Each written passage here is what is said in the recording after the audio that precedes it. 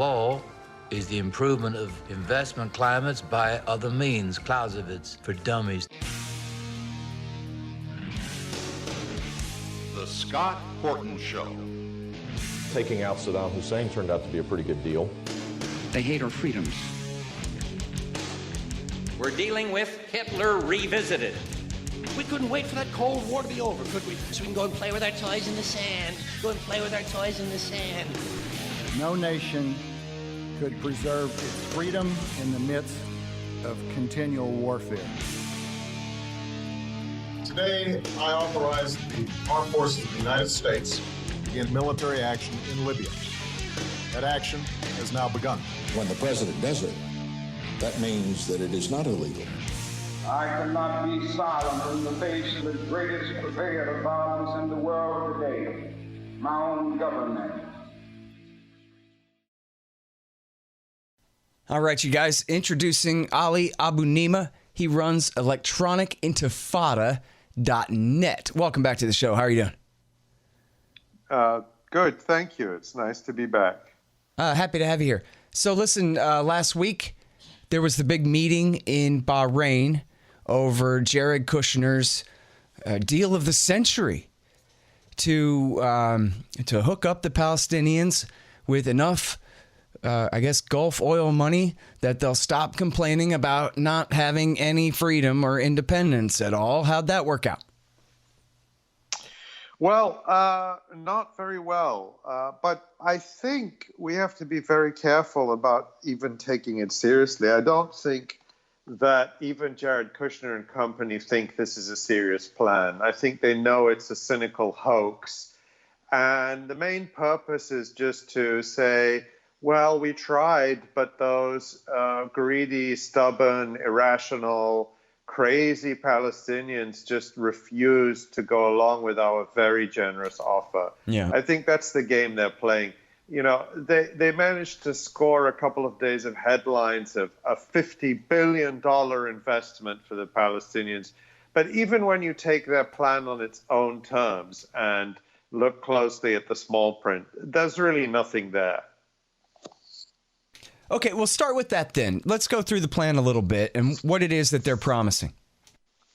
Right. So what they're saying, as I said, the headline is $50 billion in investment. That's split between $25 billion that would supposedly go to the Palestinians in the West Bank and Gaza, and the other half, which would be divided among Egypt, Jordan, and Lebanon. And this money would be spread out over 10 years. So even if all this money actually existed, which it doesn't, this is a completely unfunded plan, it would amount to $5 billion a year for 10 years, of which $2.5 billion would go to the Palestinians. Now, let's just break that down even further, because if we consider that, if we take what the World Bank says, now I'm not a huge fan of the World Bank, and the World Bank isn't like a pro-Palestinian organization, let's say. We agree with that, right? Of course, yeah. Right. Yeah. So according to the World Bank, essentially, the World Bank is answerable to the United States, which does the majority of the funding, always has. Right, exactly. Well, according to the World Bank's research, Israel's military restrictions on the Palestinian economy, so Israel's ban on letting Palestinians farm their own land, start businesses on their own land, do manufacturing, its restrictions on the movement of workers, on capital, on everything, reduces the Palestinian GDP by 34% a year. So according to the World Bank, simply removing those military restrictions would be an immediate 34% boost to the Palestinian economy. That would be worth more than this $2.5 billion that Jared Kushner is promising. So that's just to put it in perspective. The wealth-destroying effects of Israeli military occupation, settler colonialism, and apartheid are far greater than anything that is promised by Jared Kushner, if the promises were even real. Right. And this is something that it goes back to the question of the public relations stunt here. As you know, there are a lot of different examples of this, I guess, going all the way back to 48. But especially, you know, they talk about the year 2000 when, geez, they offered to give Arafat 99% of everything in the world he wanted, but he preferred to have war instead and not take it. And boy, those Palestinians, they never miss an opportunity to miss an opportunity. And you know it's true because it's such a great sounding cliche. Essentially, it must be right. And so, but it seems like nobody's really buying that because it's Jared Kushner who did it. And the whole thing is everybody's laughing at it. And all the experts, including in Israeli papers, are saying essentially what you just said, which is, well, geez, all of the restrictions on their economies, what's making them poor in the first place? They're not allowed to have a port. They're not allowed to have an airport. They're not allowed to, as you said, farm their own land or all of these things. Why don't you try lifting that? Yeah, to put this in perspective, if you're a Palestinian farmer on your own land in the Jordan Valley, Israel doesn't allow you to dig a well on your own land. But not only that, Israel doesn't allow you to collect rainwater on your own land. So Israel even claims to own the rain. So if Palestinians set up cisterns to collect rainwater, because they're not allowed to dig wells, the Israeli army comes and destroys them. So this is the level of totalitarian control that Israeli military occupation imposes on Palestinians. And there's not one word about that in Kushner's plan. Not one single word. And then you have to take the fact that this plan, it's really concern trolling. It claims that, oh, this is all about the well-being of the Palestinian people, the health of the Palestinian people. There's a line in there about how a healthy economy requires a healthy population, and therefore his plan calls for all these investments in healthcare for Palestinians. Right. Well, let's look at the record here. The first thing that Trump did when he came in, and Kushner did, this was at Kushner's instigation, was to cut all U.S. funding to UNRWA, the UN agency that cares for the very poorest and most vulnerable Palestinian refugees, including providing them with basic health care, and cut all U.S. funding to 6 hospitals in occupied East Jerusalem, which provide vital care for Palestinians in the West Bank and Gaza Strip. So that's the actual record of the Trump administration. It's cutting health care to the very poorest Palestinians, again, rendered poor by the U.S.-supported Israeli military occupation. Right. Palestinians don't want charity. They don't want U.S. aid. They want to be free. But as long as they're not free because of U.S.-backed Israeli military occupation, they need aid. But what the U.S. is doing is to continue to support the occupation, to continue to support the oppression and dispossession of Palestinians, and to withdraw all support for Palestinians who are victims of that. I wonder, do you know if they have the same PR firm that helps the Saudis push the lie about all of their humanitarian aid for the poor people of Yemen who are going hungry for some reason? So it's the same kind of garbage, essentially. Exactly. No, it's completely the same kind of garbage. Is, you know, they've become more sophisticated at, you know, turning all realities on its head. So the Palestinians, who are the dispossessed people under military occupation, are the aggressors. The Trump administration, which actually is doing everything it can to harm the Palestinians and to, you know, tilt things even more in Israel's favor by supporting settlements, by recognizing the illegal Israeli annexation of Jerusalem, the Golan Heights, and so on, presents itself as the peacemaker and saying to the Palestinians, oh, you know, we're holding out our hand to you in peace, and you stubborn Palestinians, we're just waiting patiently for you to come along. It is just so cynical and Orwellian. Everything is turned on its head. And of course, you know, there's that Frank Luntz study where from 2008, the Global Language Dictionary, where, he's the expert with all the focus groups. I'm sure you covered this at the time. Absolutely. Where they practiced all of this. How do we get Americans to buy into this stuff? And essentially the answer was we have to not just lie, but we have to turn everything entirely upside down just to confuse everything. So yes, you're right. It is kind of an apartheid system. It's this Arab supremacy, and they just won't let Jews live wherever they want in the West Bank. Why are they so racist and prejudiced against the Jews? And just turn it completely around. No context at all about whose land we're even talking about in the first place and how they're coming about it. This kind of thing, And truncate all the antecedents. But, it's exactly the same rhetoric or rhetorical tricks that are used across American politics. Whether you agree with a policy or not, they are able to turn reality on its head. Mm-hmm. So, it's the same type of language where you smash trade unions, you smash collective bargaining rights, and you call that right to work. What it really means is right to be fired without recourse. If that's what it is, call it that. Don't call it right to work, because that's not what it is. It's the same with a lot of the laws that are being passed to restrict abortion access and abortion rights in this country. They get dressed up as laws supporting women's health.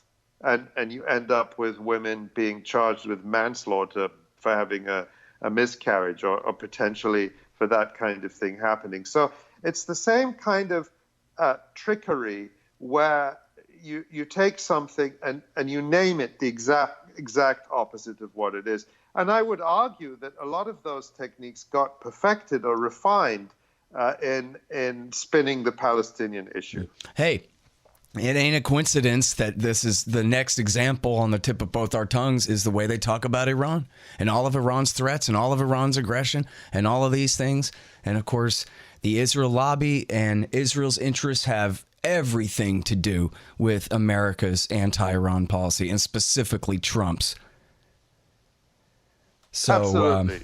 A perfect example. And in fact, there's a couple great write-ups at Fairness and Accuracy in Reporting in the last couple of weeks about, very specifically analyzing the New York Times language and other newspapers. In fact, sometimes they'll go through all the media that was printed in a week somehow. I don't know how they do it over there, and count up how many times defense is called aggression and aggression is called defense, depending on who's playing which side. And it's all so transparent if you're looking for it, but if you're not, it's extremely persuasive kind of propaganda, I don't know. I hope that people are catching on. I think it's getting harder to sell this stuff, at least to a significant segment of the population. Mm-hmm. I don't know. Maybe I'm just trying to be optimistic, but I feel like with the Iraq war, so many more people bought it than are buying the Iran stuff. Well, that's certainly true, yeah. And because Iraq was so bad that, even now, God, I saw Max Boot say he profoundly regrets supporting the Iraq war. It's full consensus now that, we should have never done that, just as much as it was full consensus that we had to back then. And so that's a great warning. Too bad it didn't keep us out of Libya, Syria, or Yemen. Although, you know what? It did kind of sort of keep us out of Syria. I mean, Obama backed al-Qaeda there for years, but he could have carpet bombed the place and put Jolani in power in Damascus, and he was afraid to go that far. And that was partially because of Iraq, too, Thank God. Silver linings. Now, talk about the Palestine Papers for a minute. Could you? The giant leak to Al Jazeera that really showed the willingness of the Palestinian side to, or whatever, however you want to characterize it, their side of the story for dealing with the Israelis. Because, of course, the narrative, again, is we keep offering them everything and they keep turning it down. From the Israeli point of view. You're talking about the Palestine Papers back from 2011. Right. Yeah, well, basically this was a trove of Palestinian or PLO documents relating to the peace negotiations that had taken place over the previous several years. And it included, what was really interesting about it is it included a lot of, American and some Israeli documents, that had been passed to the Palestinians, or minutes of meetings between top Palestinian and U.S. officials, including at the time George Mitchell, the former senator who Obama appointed as mediator. And a couple of things really stood out. One is how far the Palestinian Authority went in offering pretty much the whole shop to the Israelis. There's this standout phrase that Saeb Erekat, the top Palestinian negotiator, used. We're offering Israel the biggest Yerushalayim in history, Yerushalayim being the Hebrew name for Jerusalem. In other words, the Palestinian Authority was willing to concede to Israel most of the settlements it's illegally built in and around Jerusalem. Yet the Israelis were absolutely stubborn. No matter what the Palestinians offered, it wasn't enough. The Israelis want everything. The difference between now and then is that they don't hide it now. Back then, there was this sort of pretense of a peace process, and the Israelis would say that they're interested in a two-state solution. Now they don't hide it. The policy really isn't different. And the other thing that was so notable was, despite Obama's sort of, marketing or image that he was sort of more even-handed and that George Mitchell had something up his sleeve. Actually, there's this interesting parallel between George Mitchell as the mediator then and Robert Mueller as the Russiagate investigator more recently, which is that they were both portrayed in the media as these, very wise, silent men who, are very tight-lipped. And at the end of the day, they're going to reveal everything. And, of course, at the end, Mueller came up with absolutely nothing. There was no Russiagate, no collusion. The whole thing just went up in a puff of smoke. But if you go back to George Mitchell, it was exactly the same, in that, for a year, all the mainstream media narrative was, he's so tight-lipped. This is because he's doing this serious work behind the scenes, and he's going to be tough on the Israelis, and he's going to be tough and no nonsense. And of course, it all amounted to nothing. But what the Palestine papers really revealed, because we had the minutes of the meetings between George Mitchell and top Palestinian officials, is that George Mitchell was simply parroting the Israeli line all along. He was telling them, listen, you've got to go along with this or you're going to get nothing. That's all he did. He delivered the same message that the Palestinians always get. There was no trick up his sleeve. So again, here we are now almost a decade later, and what we see is really the U.S. policy laid bare. In some senses, it's more refreshing that instead of doing it in a closed room, as was done before, the Palestinians are told up front, basically, you're going to have to surrender. Hold on just 1 second. Be right back. Hey guys, check it out. Investigative reporter Ken Silverstein is launching a fundraising campaign to support his writing of a new book about Marco Rubio, an effort to overthrow the government of Venezuela. This will be no defense of the Maduro regime, which Silverstein opposes, but is certain to be devastating to its American enemies who are operating far outside of their constitutional purview. Help support Ken's effort to get to the bottom of the interests behind America's plot to overthrow the government of Venezuela at patreon.com/DCBabylon. Now, don't get me wrong, it's not like it does the Palestinians any good or anything, but do you think I'm right about, well, like we were saying about the Iran war stuff is kind of falling flat. This is kind of falling flat too, right? I mean, Jared Kushner is a joke. Nobody takes him seriously, no matter what it is that he does. I think that's right. I think that just the total lack of credibility that this administration has generally on a whole range of issues, but particularly on this issue after, again, its moves basically implementing whatever Israel wants on Jerusalem, the Golan Heights, etc., means that they come into this with zero credibility. And no one in the so-called international community really took it seriously. Even U.S. client states like Jordan and Egypt sent the very lowest level representation. They sent like deputy ministers or something like that. But there is a bigger story here where I think they are more successful, which is that this is really about, again, it comes back to Iran. A big purpose of this conference, especially holding it in Bahrain, just across the Persian Gulf from Iran, was it was supposed to bring together an official Israeli delegation with leaders from the Gulf states to really kind of celebrate the normalization of Israeli Gulf ties as part of cementing the US-led anti-Iran coalition in the region. And the original plan was to have a top-level Israeli delegation headed by a senior Israeli minister and to have all those Gulf leaders there. In fact, you did have a number of senior Gulf officials there. That fell through because the PA, the Palestinian Authority, boycotted it, and therefore you couldn't really have an Israeli official delegation coming to this conference, which is supposedly about helping the Palestinians, and everyone is there except the Palestinians. They still had Israeli representation. They still had a lot of Gulf officials. It was still an opportunity for a lot of normalization. And what senior Gulf and Israeli officials have said repeatedly in the media is, we're ready to come out in the open with our Gulf-Israel marriage in order to, escalate the confrontation with Iran. But the Palestinian issue stands in the way. So really, the reason these Gulf states support this Kushner initiative is, again, it's to try to get rid of, to sideline the Palestinian issue so that they can normalize relations. And the Palestinians, even though they don't have a lot of power in this situation, managed to frustrate that. Nonetheless, it was still another step in Gulf-Israel normalization. Mm-hmm.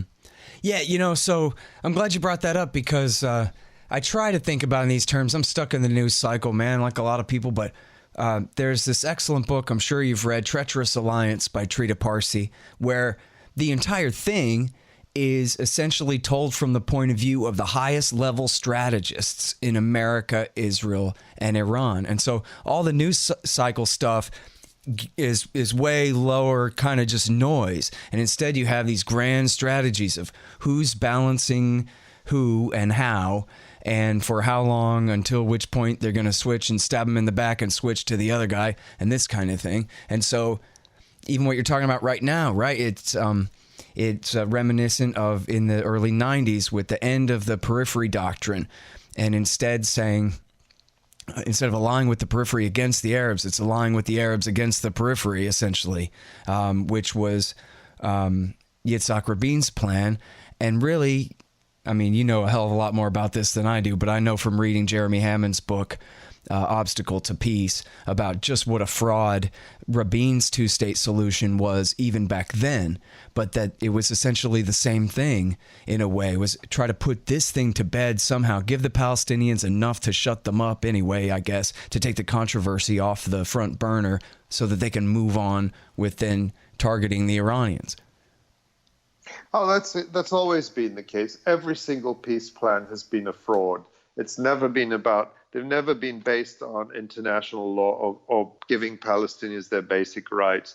It's always about finding some formula to kick the can down the road or to buy the Palestinians off. And that's what the Oslo Accords of 1993 were. And that lasted a good 25 years for Israel, because anytime Israel came under pressure, or Israel's European and American sponsors came under pressure over what Israel was doing, they could say, well, yeah, it's really bad what's going on, but we support the peace process. So the peace process became this sort of endless excuse to do nothing while Israel was busy destroying Palestinian lives and homes and stealing more land and building settlements. So that was the ruse. That peace process is over. It has no credibility. And this is an effort to sort of replace it with something else that people can say, oh, look at this wonderful plan. If only the Palestinians would come to the table, they could improve their lot. But it's the same trick that has always been pulled. Well, and the thing is this too, right, is we're talking about still the endless creeping annexation of what's left of the 22% of Palestine that the Palestinians were ever supposed to get. And now they're openly talking about going ahead and officially annexing those settlements and whatever. I don't know how much of Area C or whatever, which Area C itself is 60% of the place, right? So. Yeah, I mean, I think that's the direction it's heading, clearly, is towards Israeli formal annexation of the West Bank. Practical annexation is more or less complete. And at that point, it becomes clear that that Israel's ambition or Israel's intention unambiguously is apartheid with no pretense of a two-state solution. And at that point, we'll have to see how the world will react. I put zero faith in, the human rights loving EU governments to hold Israel accountable. They're total hypocrites. The US, of course, is a lost cause, although I think it's changing. I think the discourse is changing at the grassroots, certainly changing within the Democratic Party. And I think the global boycott, divestment, sanctions movement is sort of a key vehicle to change the narrative. Mm-hmm. But it's going to be, it's still a rough road ahead. Hang on just one sec for me. Hey guys, you got to check out thebumpersticker.com. You play in a band, you need stickers? You go to thebumpersticker.com. Maybe you have a business and you need stickers. You go to thebumpersticker.com. They'll take care of all this stuff. I created the company back, I don't know, a generation ago. I sold it to Rick McGinnis and he's done a great job with the company ever since. They got what you need over there at thebumpersticker.com. Hey, let me tell you something, man. I have an idea and my friend Ramsey Baroud hates it. I don't know if he's a friend of yours or not. Maybe. I'm sure you know who I'm talking about. A great author. Yeah. And he's a good friend of the show here too. But so he didn't like my idea, and I understand why. But to me, this seems like a great way to really change the whole kind of subject in a way that would be extraordinarily beneficial to the Palestinians. And I know you're a one-state guy already anyway, but why not just accept the sad fact that the one state, you already have it. The West Bank was annexed in 1967, along with the Gaza Strip and the Golan Heights. Whether they call it this or that all this time is really kind of beside the point. And instead of there should be one state with civil rights someday, some new organization, shouldn't the Palestinians all just declare that they are Israeli citizens? And they want equal rights as Israeli citizens. Simple as that. And frame everything in that way. And then it changes the whole kind of question. If the premise is that, look, we've been annexed, face it, then that kind of would change everything. And Ramsey is saying to me, well, the thing is, no, we need a whole new state that's based on equal rights for everyone and this and that. And I understand that. Hey, I'd like to have magic powers and make everything my way too. But it seems like in the current circumstances, my way sounds kind of smart. No, what do you think? Well, I think, I see what you're saying, but I think Ramsey has a point here. I mean, I don't think you could get Palestinians to go along with saying we're Israeli citizens, because that involves accepting an identity which is fundamentally inimical to them, and which negates their identity.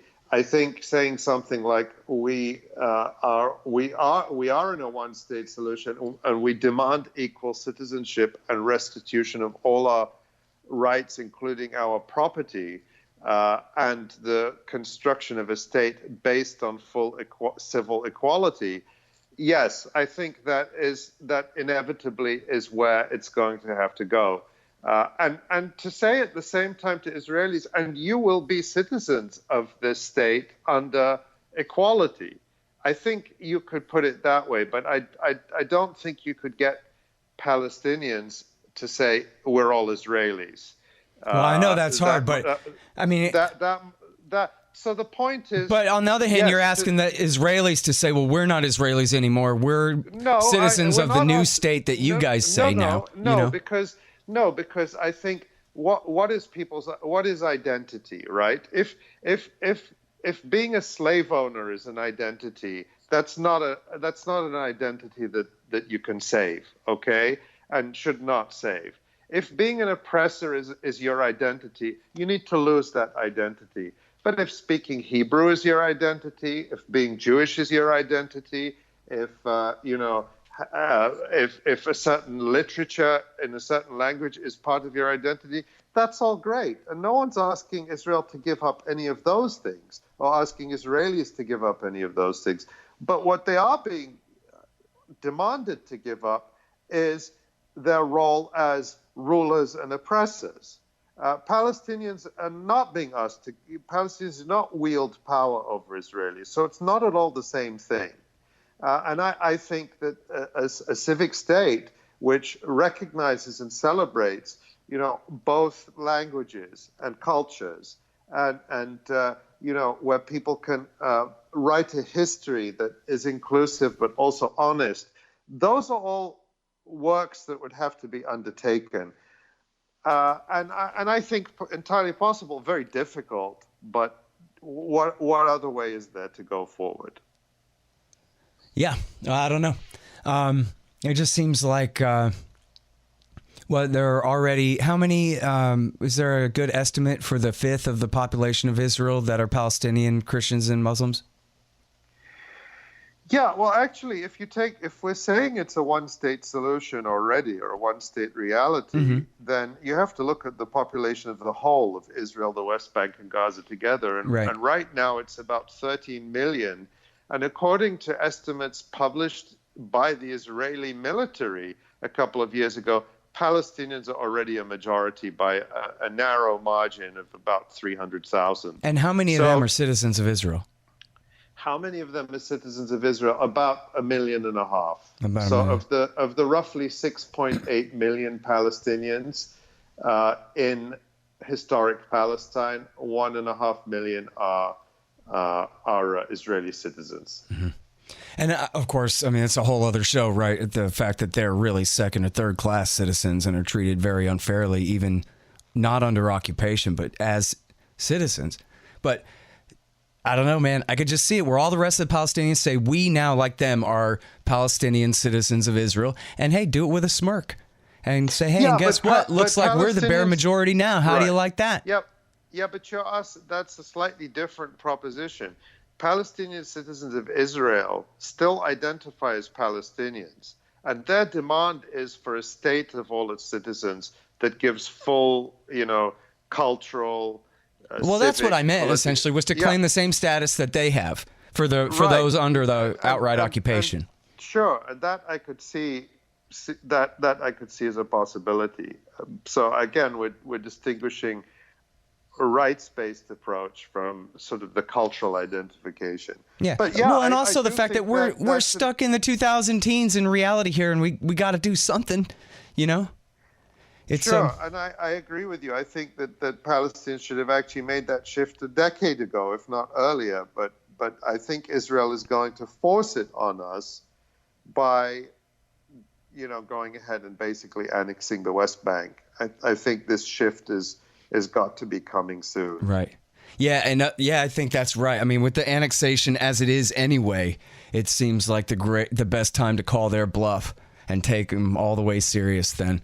I don't know. And I know that politics in Israel are crazy, where this guy Lapid, who's, supposedly the more liberal opposition to Netanyahu, he, out of context, was accidentally misinterpreted to say that Israel is a country of all of its citizens. Oh, no, it's not. And I'm sorry. And I never meant to say that. Please don't misunderstand. Of course it's not. Which is, if you heard that coming out of any other country, I don't know, for some reason, this is perfectly acceptable from the Israelis. And this is the so-called liberal running against Netanyahu here. Exactly. It just nuts. Goes... Yeah. But ask Nancy Pelosi. She'll tell you Israel's a wonderful liberal democracy. Right. Yeah, they have freedom of religion there. Yeah. Right? So which means if you're Jewish, you can lose your faith and you won't get kicked out of the country. But it doesn't mean you can be an Arab Muslim. Sorry. Exactly. So that's the discourse, the issue that we still the gap we still have to close in this country between the image Israel has and the reality. Mm-hmm. All right, so I'm sorry, one more thing here. Can you tell me a little bit more about the Gulf states' role in all this? Saudi, UAE, Qatar, Bahrain, whoever, which all sheikhs are in on this, and what exactly is their game? As you said, solidifying an alliance for war with Iran that they certainly can't wage without us, so I don't know. Yeah, the sort of leaders of the pack are Saudi Arabia and the UAE. Obviously these are U.S. client states, but they have their own interests and perceptions, and they really want confrontation with Iran. And that's where the alliance with Israel is really rooted. Bahrain is in that camp as well, but it's a much smaller player. It's really tiny state. But that's why they were hosting this. That's their contribution. Qatar is kind of in a category by itself in that it always tries to play both sides. Qatar sent a representative to the Bahrain conference, but kept a relatively low key. At the same time, Qatar is, providing financial support to Palestinians in Gaza and doing that in coordination with Israel. So Qatar sort of sits on the fence and has been ostracized by the Saudi UAE club. And Kuwait really stands apart from all this. Kuwait has not gone along with the normalization with Israel at all and has taken a much more, pro-Palestinian stance. So there are some interesting differences among the Gulf states, but really Saudi and the UAE are the ones spending tens of millions of dollars on pro-Israel, pro-war lobby shops in Washington to try and push for confrontation with Iran. And they're able to do that, of course, because there are significant interests within the U.S. that want confrontation with Iran. Yeah. There certainly are lobbies, a hell of a lot of them. Those same lobbies spent the same money, lobbying for, U.S. war against Sweden or Spain, they probably wouldn't get the results. I kind of wonder, what do they think they're going to do if America really did help them and launch a giant war and regime change the government in Iran? What would they do then? They need an enemy. They need an enemy for a good reason, which is, they'll always have it. Launching a war against Iran would be an unwinnable war. What it would do, their big fear, and I think this was a fear that was really heightened by some of the rhetoric of Donald Trump before he completely surrendered his foreign policy to the establishment, was talking about, withdrawing the U.S. from around the world. And that's very dangerous to them because they're totally dependent on the U.S. presence in the region propping up their regime. So the more instability there is, the more U.S. warships you have, the more you need U.S. bases. So for them, war isn't a one-time deal where, you have a war with Iran and defeat Iran. It's about creating and perpetuating instability and conflict that forces the U.S. to remain in the region. That's their interest, is to prolong the U.S. presence in the region. And, if there was peace between all the countries in the region and Saudi Arabia and Iran were getting along just fine, and then the U.S. could draw down its presence as it did, from Europe after the Berlin Wall came down. There were, 2 million U.S., I don't remember the numbers, but huge numbers of U.S. troops in Europe that were mostly drawn down. Now you have the war hawks and cold warriors pushing to increase U.S. troops in Europe and places like Poland as they try to push a new Cold War with Russia. But peace is bad for business, and peace is bad for these regimes that depend that, the UAE and Saudi Arabia are never going to be able to defend themselves.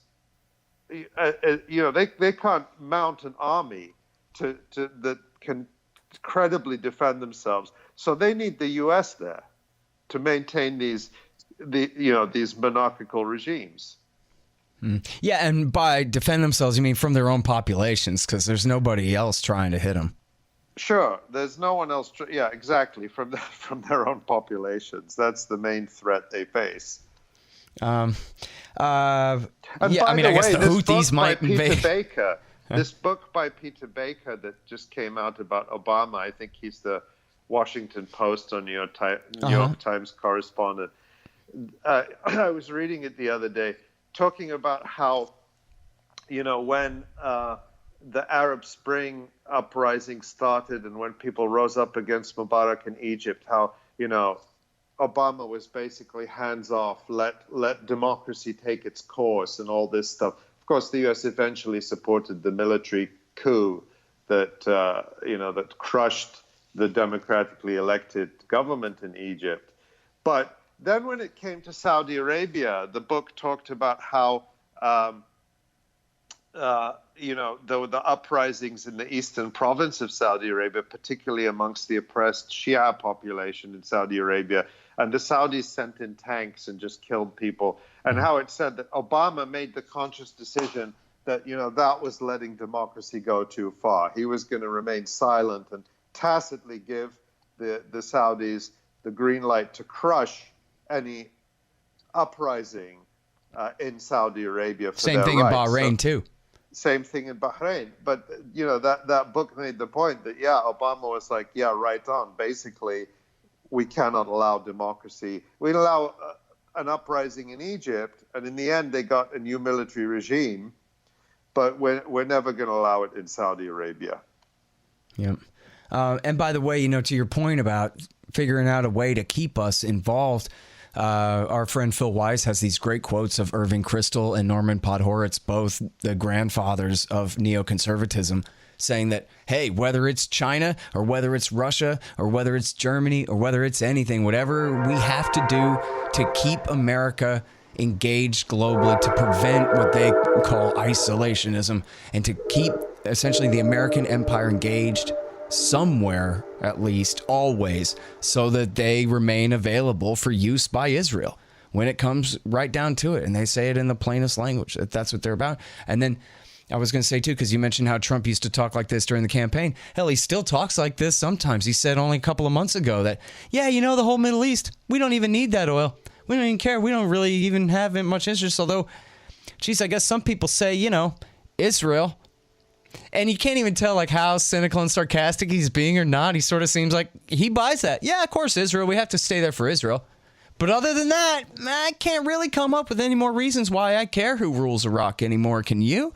Is basically his point, and it's because of the high oil prices caused by Iraq War II that made all this shale and fracking and all that stuff economically viable, that ended up making America wholly independent from Middle Eastern oil supplies. Other than, some politically connected corporations have investments there, no question about that. But our nation is in no way dependent on them.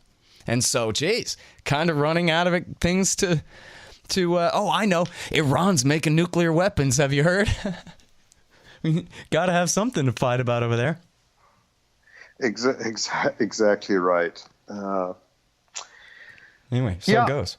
All right, well, listen, I'll let you go. I kept you over time. Sorry about that. But thank you very much for coming back on the show. And listen, if there's really much to cover when the other half of the proposal comes out here, then I'd love to have you back to talk about that, too. I definitely will be back. There will be more to talk about, so let's do it. Okay, great. Thank you very much.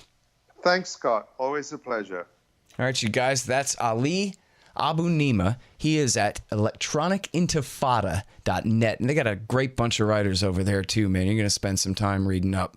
electronicintifada.net. All right, y'all. Thanks. Find me at libertarianinstitute.org, at scotthorton.org, antiwar.com, and reddit.com/Scott Horton Show. Oh, yeah, and read my book, Fool's Errand, Time to End the War in Afghanistan, at foolserrand.us.